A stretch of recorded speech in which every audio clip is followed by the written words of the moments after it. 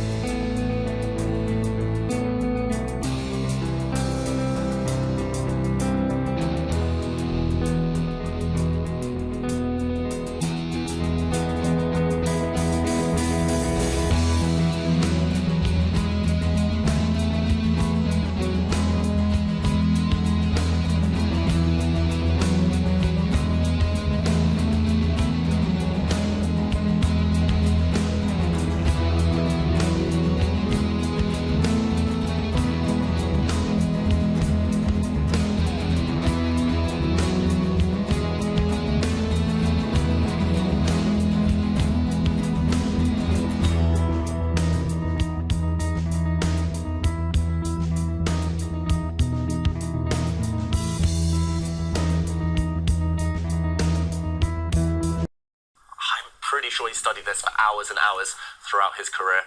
The top players spend a lot of time on this, but it's all about the nerves, whether he cracks. Only a few seconds left. And I'm sure Magnus has studied this completely as well. So he knows how to try to get the white king to the edge of the board, the way to create the best chance, and it'll come down to those final moments. Does Alireza know those critical defenses when the king is in the last rank or the corner? Alireza's nervous. He's down under 5 seconds. You can see him hesitating with his king move. That black king can now go to the center. That white king is being pushed to the edge of the board, but he can use the Cochrane defense, pin the bishop from a distance. He does that, so it's clear that Alireza knows what he's doing.